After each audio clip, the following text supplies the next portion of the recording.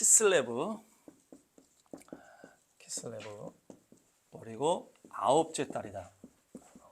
아홉째 딸이죠. 그리고 성경에서는 기슬루월 이렇게 나와 있더라고요. 기슬루월 이렇게 성경에서 나오고 있습니다. 그 성경에 이제 기슬루월 아홉째 딸에 행해졌던 여러 가지 일들이 있는데 그것을 쭉 보고 또 우리가 주님께서 나의 삶에 이렇게 행하시겠구나라는 소망으로 기대감으로 또 준비가 되신 은혜가 있기를 축복합니다. 아홉째 딸에 대한 이제 히브리어를 살펴보면 이 히브리어 글자 중에 아홉 번째 글자가 테트라는 단어입니다. 자, 테트. 자, 따라합니다. 테트. 그래서 이게 보니까 이게 히브리어가 다 상형 문자가 있잖아요. 그래서 이 의미가 그릇이라는 이렇게 의미가 있고 뱀이 바구니 안에 꽈리를 틀었다 이런 의미가 또 있다는 거예요. 그래서 이 테트가 이 글씨가 보니까 그릇처럼도 생겼고 뱀처럼도 생겼는데 그래서 보니까 이 테트와 관련된 이제 단어들이 보니까 이제 에메트 이게 진리라는 이제 의미라고 합니다. 진리. 따라합니다. 에메트. 에메트인데 그리고 또 그러니까 제가 또 히브리어 이렇게 잘하는 게 아니라서 다 써놓은 거를 지금 보고 있습니다. 이 토브입니다. 토브. 그래서 선하다. 자, 토브. 그래서 이제 테트로 시작하는 것들, 테트로 끝나는 것들. 그래서 진리 그리고 선하다. 하나님의 선함. 토브. 이 테트 상형 글자 안에는 그릇이라는 의미가 있고 이제 뱀이 꽈리를 틀고 있다 이런 의미가 있는 거예요. 그 이제 아홉째이기 때문에 그 9달 임신을 해서 출산한다 이렇게 다 보고 있는 거예요. 그래서 잉태수다 이렇게 얘기를 해요. 잉태수다. 아홉이라는 숫자가. 그래서 새로운 세대를 출산하는 것으로 또 연결이 됩니다. 새로운 세대를 출산하는 것과 이제 연결이 되는 거예요. 그래서 이제 연결을 해보니까 아홉째 달에 잉태수 새로운 세대가 이제 출산을 해야 되는데 이제 이 그릇이 우리잖아요. 우리가 그릇이 잘 준비되어야 된다. 이 보니까 그릇이라는 의미도 있고 뱀이라는 의미가 있고 뱀은 이제 안 좋은 거잖아요. 그러니까 우리 안에 이 죄악의 어떤 그런 것들이 뱀이 앉아 있는 부분들을 제거해야 된다. 그래서 우리 그릇이 잘 준비가 돼야 된다. 아기가 나와야 되는데 아기가 있는 모태보다 더 큰 그릇으로 우리가 준비가 돼야 되고 잘 받아낼 수 있는 그릇으로 준비가 돼야 된다. 그게 이제 아홉째 달의 핵심이고 그것이 뭡니까? 한쪽은 선하고 하나님의 그 거룩한 성령의 인도하심 선의 길이 있고 진리의 길이, 진리의 영의 길이 있고 또 반대편에는 사단의 방해가 있다는 얘기예요. 그러니까 이 새롭게 출산하는 이 시점인데 두 갈래가 있기 때문에 우리가 그릇으로 정결하게 잘 준비가 돼야 된다. 이것이 이달의 핵심인데 그래서 5784년이 이제 뭐 열린 문의 해달 이렇게 해가지고 막 문에 대한 얘기를 했는데 이제 그런 얘기를 또 해요. 우리 열린 문이라고 아무데나 들어가면 안 된다. 그래서 하나님께서 우리에게 허락하시는 문으로 가야 된다. 분별을 해야 된다 이런 얘기를 하거든요. 그러니까 이것도 비슷한 거예요. 아홉째 달에 이제 새롭게 출산하는 이 시점인데 우리가 그릇이 정결하게 그릇이 준비되어야 이 뱀이 꽈리를 틀고 우리를 공격하려고 하는 것을 이겨낼 수가 있다는 얘기죠. 잘못하면은 사단의 방해가 있고 사단의 공격이 있을 수 있다. 그래서 진리의 길을 선택하시기 바랍니다. 선한 길로 가시기를 축복합니다. 우리 모두가 또 새로운 출산에 승리하시길 축복합니다. 또 두 가정에 또 잉태의 복이 넘칠 줄로 믿습니다.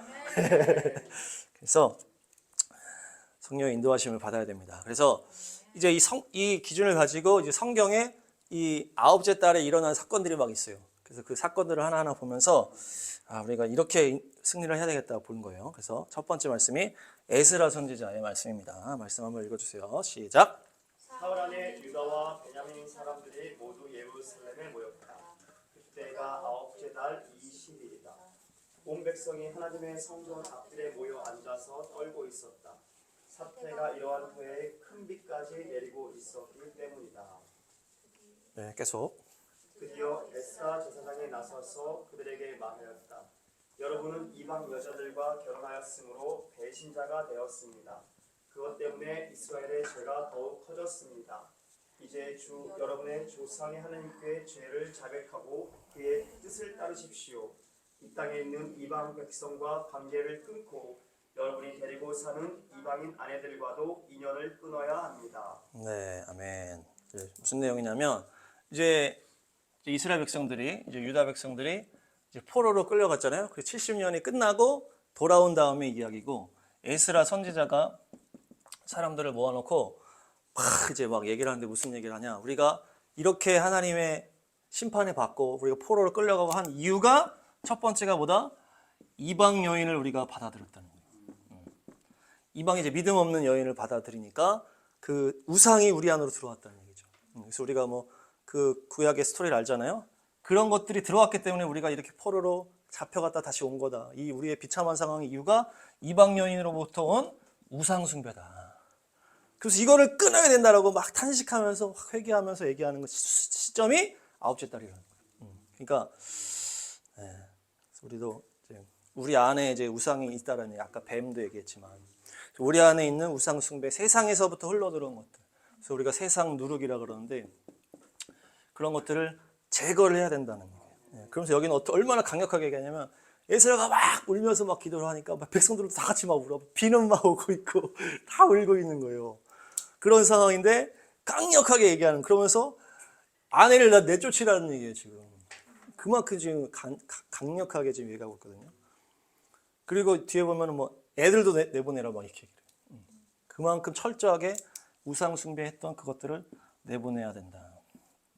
네, 그렇게 하는 상황입니다. 우리 안에도 이제 또 우리의 죄악들이 있잖아요. 우리가 세상에 대한 미련이나 세상 사랑하는 것들, 뭐 죄의 사랑, 세상 사랑, 돈 사랑하는 모든 것들이 제해져야 우리가 하나님의 새로운 잉태 가운데 들어갈 수 있다는 얘기죠. 정결하게 되시길 축복합니다. 네, 두 번째는 느헤미야 시작. 하가랴의 아들 느헤미야가 한 말이다. 20년 기슬월 내가 도성산에 있을 때 그들이 나에게 대답하였다. 사로잡혀 오지 않고 그 지방에 남은 사람들은 거기에서 고생이 아주 심합니다. 업신여김을 받습니다. 예루살렘 성벽은 허물어지고 성문들은 다 불에 탔습니다. 이 말을 듣고서 나는 주저앉아서 울었다. 나는 슬픔에 잠긴 채로 며칠 동안 금식하면서 하늘의 하나님께 기도하여. 아멘. 이것도 이제 아홉째 달이 일어난 것인데 이건 느헤미야거든요. 시점은 비슷해요. 에스라랑 시점은 비슷해서 이제 그 포로로 끌려간 다음에 그 땅에 남아 있는 사람이 어떤 상황이냐 물어봤는데 아주 처참한 상황이다. 이것을 딱 확인하고서 막 울면서 기도하는 거예요. 느헤미야가 막 하나님께 회개하는 거예요. 이제 나라적인 것들인데 나라적인 회개를 느헤미야가 하는 것입니다. 느헤미야가 물론 뭐 같은 이제 민족이지만 자기가 지은 게 아닐 수 있는데 과거 조상들의 죄를 막 회개하는 거예요. 과거의 나라적인 죄를 회개하고 막 울면서 하나님의 그 선하심에 의지해서 하나님 선하신 주님의 말씀을 의지합니다. 우리를 이렇게 회복시켜 주십시오 하면서 막 기도하는 장면이 또 이 아홉째 달입니다. 그러니까 이것은 약간 아까도 얘기했지만 그것과 연결하면서 나라적으로 좀 우리가 볼 수가 있는데 우리가 이 나라도 지금 뭐 이스라엘 땅도 그렇고 이 땅도 그렇고 아주 국내적으로 심상치 않은 상황이고 하나님께서 우리에게 이제 복음 통일을 열어주실 수 있다는 얘기예요. 지금 상황이. 복음 통일 열릴 수 있는데 우리가 얼마나 잘 준비되었냐는 거죠. 잘 준비되었냐. 그래서 거룩하게 또 교회가 준비되어야 되고 우리가 준비되어야 되고 세대가 준비되어야 되는데 이것들을 우리가 나라적으로 회개를 해야 되겠다. 그래서 하나님께서 통일의 문을 여시고 또 새한반도 복음 통일의 문을 여실 때에 놀라운 하나님의 일을 이뤄갈 수 있도록 우리가 죄를 이기고 나라적인 그 주님 앞에서 불순종했던 것을 우리가 회개해야 되겠다. 그래서 이 한 달 가운데 또 우리가 나라를 위해서 기도하고 또 이스라엘 땅을 위해서 기도하고서 또 우리 안에 있었던 모든 불순종 것들 다 제하는 귀한 아홉째 달 되시길 축복합니다. 그 다음 이제 예레미야 시작. 그때는 아홉째 달이라. 왕이 겨울 궁전에 앉았고 그 앞에는 불피운 화로가 있더라. 그런데 여호디가 그 두루마리에서 서너 칸을 읽어 내려갈 때마다 왕은 읽은 부분을 서기관의 칼로 잘라내어서 난로에 던져 넣었다. 이렇게 왕은 온 두루마리를 다 난로 불에 태웠다. 그런데 왕과 그의 신하들 모두가 이 말씀을 다 듣고 나서도 두려워하거나 슬퍼하면서 자기들의 옷을 찢지 않았다. 네, 아멘. 지금 그 아홉째 달이 양쪽을 갈린다 그랬는데 이건 안 좋게 갈리는 거예요. 그래서 예레미야가 이제 이것은 나라가 이제 기울어갈 그때에 이제 회개에 대한 메시지를 막 전하는 거예요. 그러니까 이제 그거 메시지를 왕궁으로 누가 이제 가지고 간 거죠. 그래서 왕과 그 신하들한테 막 선포를 했는데 그들이 이것을 듣고 아주 그냥 무시해버리는 거예요. 무시해버리는 거예요. 아이 뭐 그러면서 이거를 찢어서 태우는 거예요. 그 두루마리 하나님의 그 말씀을 예언의 말씀 받아가지고 와가지고 선포를 했는데 원래는 이제 막 듣고 회개하면서 이렇게 돼야 되는데 그들이 교만하고 이렇게 마음이 닫혀 있으니까 어때요? 이걸 무시하면서 그 글을 다 태워버리는 거예요. 그냥 다 태워버리는 거예요. 그래서 막 무시하는 거죠. 그러든지 말든지 뭐 헛소리 하지 마 이렇게 하는. 이게 뭡니까? 아까 왕이 이제 이렇게 되는 거예요. 겸손하지 않고 막 교만함에 자기의 어떤 그런 게 막혀 있으니까 하나님의 회개 메시지가 왔을 때 이걸 무시해버리고 태워버리는 거예요. 그렇게 되면 그 교만한 자들에게는 하나님의 불심판이 있는 거죠. 우리가 지금 여기 글을 태웠는데 그렇게 교만하게 하나님 앞에서 하는 자들은 하나님의 심판이 있을 수밖에 없다. 그래서 우리가 자기의 문제를 보기가 힘들다. 그죠? 그래서 다른 사람 문제는 잘 보인다. 다른 사람 문제는. 자기 문제는 잘 안 보이고 다른 사람 문제만 잘 보이는 게 우리의 문제다. 근데 성경에서 예수님이 얘기할 때 네 눈에 들보를 빼라 이렇게 얘기하고 다른 사람의 티를 제거할 수 있다 이렇게 얘기하거든요. 그러니까 이제 보니까 이 티는 카르포스예요. 카르포스. 자, 따라합니다. 카르포스. 이것은 뭐냐? 시들다에서 유래해서 시들다. 시들다. 그리고 작은 조각이다 이런 뜻이에요. 아주 작은 걸 얘기하는 거예요. 티는. 근데 이 들보는 뭐냐면 대들보에서 왔어요. 대들보에서. 이제 도코스라는 단어인데, 따라하면 도코스. 도코스가 대들보에서 왔어요. 그러니까 대들보가 얼마나 큽니까? 이런 거에서 왔다는 거예요, 이게. 근데 좀 반어적인 게 뭐냐면 이것이 데코마이에서도 유래를 했다 그래요. 데코마이. 자, 따라합니다. 데코마이. 여기에서 이제 대들보라는 이쪽으로 나온 건데 이 데코마이가 무슨 의미가 또 있냐면 환영하다라는 의미가 있어요. 환영하고 영접하고 용납하다 이런 의미가 있는 거예요. 이 단어에서 이게 나온 거예요. 그러니까 뭡니까? 우리 안에 엄청난 들보 같은 문제가 있는데 이게 왜 우리가 보지 못한다는 거예요? 우리가 이걸 너무 환영하고 있는 거예요. 내 안에 큰 문제가 있고 들보만한 큰 문제가 있는데 이것을 내가 환영하고 영접하고 용납하고 있다는 본능적으로. 우리가 본능적으로 자기의 문제는 잘 안 보게 되는 그런 걸 지금 단어에서도 나오고 있다는 얘기예요. 본능적으로 우리 안에 큰 문제가 있는데 환영하고 영접하고 용납하고 본능적으로 우리가 잡고 있다는 얘기죠. 그러니까 우리가 보이지 않는다. 예수님은 네 눈에 있는 건 들보야. 딴 사람한테 있는 건 티야, 티. 딴 사람이 이게 금방 시들 문제고 아주 작은 거라는 거예요. 그러니까 그 문제의 핵심이 딴 사람한테 있는 게 아니고 너한테 있다 얘기를 하는 거예요. 저한테도 그런 게 있을 텐데 다 누구나 있을 수도 있고. 네. 근데 이런 얘기하죠. 모두가 알고 있는데 자기만 모르는 거 이런 게 있을 수 있거든요. 그래서 우리가 겸손해야 된다는 거예요. 겸손해야 된다. 네. 그래서 남에 대해서는 또 이제 조심해야 된다 이런 얘기를 하는 거예요. 겸손해야 된다. 겸손하시기 축복합니다. 네. 아까 그 예레미야 시대 왕처럼 불 태우고 이러면 안 돼. 네. 다음 학계 선지자 시작. 너희는 부디 오늘 아홉째 달 24일로부터 주의 성전 기초를 놓던 날까지 지나온 날들을 마음속으로 곰곰이 돌이켜 보아라. 곳간에 씨앗이 아직도 남아 있느냐? 이제까지는 포도나무나 무화과나무나 석류나무나 올리고나무에 열매가 맺지 않았으나 오늘부터는 내가 너희에게 복을 내리겠다. 그날 24일에 주님께서 다시 학계에게 말씀하셨다. 너는 스룹바벨 유다 총독에게 이렇게 전하여라. 내가 하늘과 땅을 뒤흔들겠다. 아멘. 이것도 아홉째 날의 일인데요. 오늘부터 내가 복을 내리겠다. 이게 이제 아홉째 24일이라고 하는데 이때까지 그들이 성전을 막 지대를 막 세워가지고 여기까지 온 거예요. 성전을 세우려고 막 하면서 왔다는 얘기예요. 근데 그 동안에는 약간 열매들이 없었던 거, 시간이 좀 필요하니까 열매가 맺히기 위해서. 근데 주님이 아홉째 달 24일에 이제부터는 내가 복을 내리겠다 이렇게 선언하는 장면이에요. 아주 좋은 말씀이죠. 일 취하시기 바랍니다. 이제부터는 내가 복을 주겠다. 오늘부터는. 근데 그 전까지는 이 학계 선지자가 이제 성전에 이제 막 짓는 걸 한 거예요. 돌아온 다음에 포로에서 돌아온 다음에 막 성전을 왜 안 짓냐 해가지고 짓기 시작해서 막 하는데 여러 가지 계속 성전을 지었단 말이에요. 지어왔는데 약간 이제 어려움이 있었는데 주님께서 딱 이날 나타나셔가지고 오늘부터는 열매가 맺힐 거고 오늘부터는 내가 복을 주겠다 탁 하면서 뭐예요? 또 하늘과 땅을 내가 뒤흔들겠다 딱 얘기를 하는 거예요. 그러면서 막 이제 막 그 세상 권세들 있잖아요. 세상 권세들을 막 내가 심판하겠다라고 하나님께서 이것을 딱 이어서 얘기를 하시는 거예요. 그 내 성전을 지으려고 네가 막 했던 그것들 이제부터는 넌 복을 받을 거야. 근데 또 세상은 내가 뒤흔들 거야 딱 얘기를 하는 거예요.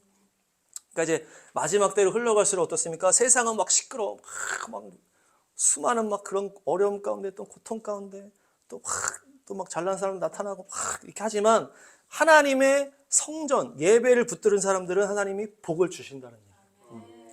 그래서 계시록의 6장을 보니까 그 마지막 때 오는 그 기근도 이길 수가 있다고 말씀하거든요. 한번 보겠습니다. 계시록 6장 6절 시작. 그리고 내 생물 가운데서 나온 듯한 음성이 들려왔는데 밀 한 대도 하루 품삯이요 우리 속대도 하루 품삯이다. 올리브 기름과 포도주에는 해를 끼치지 말아라 하고 말하였습니다. 아멘. 그러니까 이제 인 때는 얘기인데 계시록 6장 인에 대한 얘기인데 이제 여기서 세 번째 인을 뗐을 때 이제 검은 말이 나타나고 이러면서 이제 경제공황을 얘기하는 겁니다. 경제공황이 이제 마지막 때 닥치는데 뭡니까? 막 이제 하루 품삯이 뭐 하여튼 엄청 인플레이션 기근이에요, 기근. 근데 이때 어디를 건들지 말라? 올리브 기름과 포도주에는 건들지 말라. 올리브 기름과 포도주는 건들지 말라 이렇게 하는 거예요. 그러니까 경제 기근 가운데에서도 여기 지킨다는 건데 이거 뭡니까? 기름, 성령의 기름 부음. 성령의 기름 부음이 넘치는 예배를 말하는 거예요. 포도주는 뭡니까? 예수님의 보혈이 뿌려진 거룩한 예배를 말합니다. 예배자, 보혈이 뿌려진 예배자, 성령의 충만한 예배자. 마지막 때 막 공황 가운데 막 고통 가운데 다들 막 힘들어하고 지금 막 그런 얘기가 막 있지만 우리가 예배를 사수하는 거예요. 성령 충만한 예배를 사수하고 보혈의 그 보혈을 우리 뿌리면서 정결한 예배자가 되었을 때 주님이 여긴 건들지 말라는 거예요. 여기는 지켜주신다는 얘기. 올리브 기름, 포도주는 건들지 말아라. 그러니까 마지막 경제 공황 기근이 올 때도 예배를 붙들면은 주님이 도우신다는 얘기예요. 상황과 상관없이. 그래서 우리가 두려워하지 마시길 축복합니다. 예배를 붙드시기를 축복합니다. 스가랴 말씀 시작. 나 만군의 주가 이렇게 말한다. 너희는 공정한 재판을 하여라. 서로 관용과 자비를 베풀어라. 과부와 고아와 나그네와 가난한 사람을 억누르지 말고 동족끼리 해칠 생각을 하지 말아라. 주님께서 이렇게 말씀하셨으나 사람들은 듣지 않고 등을 돌려 거역하였다. 귀를 막고 들으려고도 하지 않았다. 사람들은 마음이 차돌처럼 부러져서 만군의 주님께서 이전 예언자들에게 당신의 영을 부어 전하게 하신 율법과 말씀을 듣지 않았다. 그래서 만군의 주님께서 크게 노하셨다. 아멘. 그러니까 지금 계속 이제 두 갈래로 나뉘잖아요. 막 회개하고 이렇게 하는 사람들이 있는가 하면 불에 태운다든지 막 무시하는 사람들이 나타나는 거예요. 두 갈래 나눠지는 거죠. 여기서도 주님이 말했지만 등을 돌려 거역하고 마음이 굳어져서 주님의 그 말씀을 듣지 않는다는데 주님의 말씀 뭡니까? 여기서 말하는 거는 관용과 자비라는 거예요. 관용과 자비. 관용과 자비를 약자들에게 베풀어라. 고아, 가부, 나그네, 가난한 사람들에게 관용과 자비를 베풀어라는 얘기예요. 이 얘기를 듣지 않고 막 했다는 얘기죠. 하나님의 성품을 얘기하는 단어 세 가지가 이제 성경에 가끔 나오는데 그 순서가 있어요. 첫 번째가 자비고, 그 다음이 공이고, 그 다음이 정이고, 공입니다. 그래서 이 자비가 먼저 나오는 거예요. 하나님의 성품을 얘기할 때 이 세 가지를 얘기하는데 자비, 정의, 공이 이렇게 얘기해요. 그러니까 이 자비가 먼저라는 거예요. 이 자비가 뭡니까? 주님의 우리를 향한 그 십자가의 그 사랑을 말하는 거예요. 주님의 자비하심이 가장 앞선다는 거예요. 그래서 우리가 죄인 되었을 때에 주님께서 먼저 우리를 위해서 죽으셨다. 그것이 바로 주님의 사랑이고 자비거든요. 주님의 인자하심이 영원하다 이렇게 얘기하잖아요. 그래서 이 자비가 먼저 있고 이 정의는 잘한 자에게 대한 축복이에요. 공의는 잘못한 자에 대한 심판이거든요. 이게 하나님의 성품이에요. 세 가지. 자비가 먼저 있고 정의와 공의. 잘한 자에게 축복하고 못한 자에게 심판하는 게 하나님의 성품이 이 두 가지가 있지만은 먼저 자비가 있다는 얘기예요. 그래서 우리가 주님께서 얘기하실 긍휼히 여기는 자를 내가 긍휼히 여겼다고 말씀하셨던 것처럼 우리가 삶 가운데 있어서 사람을 누굴 만날 때 있어서 긍휼한 마음이 있어야 된다. 자비한 마음이 있어야 된다. 그랬을 때 주님께서 또 우리에게 놀라운 또 긍휼을 베풀어 주신다는 거거든요. 그러니까 또 주님의 영원하신 자비가 부어지시길 축복합니다. 네, 정리하면은 이 테트, 처음에 테트 얘기했죠. 그러면서 이 아홉째 글자가 이 아홉째 달. 그래서 우리가 그릇으로 잘 준비돼야 되겠다. 근데 잘못 준비하면은 그 뱀이 꽈리를 틀고 있는 그 우리 안에 우상들을 우리가 냅두고 그냥 우리가 그쪽으로 흘러가면 안 된다. 거룩한 선한 에메트, 진리, 하나님의 선하신 뜻으로 나아가야 된다. 그래서 우리 안에 우상을 제하고 우리가 우리 교만을 제하고 또한 뭡니까?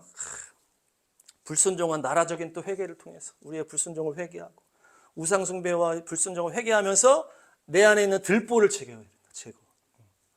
우리 안에 그 기둥같이 세워져 있는 그거를 우리가 환영해가고 붙잡고 버리지 않고 있는 우리의 문제들을 제거하고 그리고 또 약자들을 섬기는 그 자비하심 이런 것들이 우리가 준비될 때 주님의 새로운 잉태, 새로운 세대, 새로운 축복을 우리가 받아 누릴 수가 있다는 것입니다. 그래서 우리 안에 교만을 제하시고 이제 새로운 잉태의 이제 길목에서 거룩한 승리가 있을 수 있도록 우리가 더욱더 주님 앞에 한 달 동안 또 기도도 하고 또 나라를 위해서도 기도하고 또 내 안에 회개도 하고 이렇게 하면서 주님의 새로운 놀라운 은혜가 부어질 줄로 믿습니다.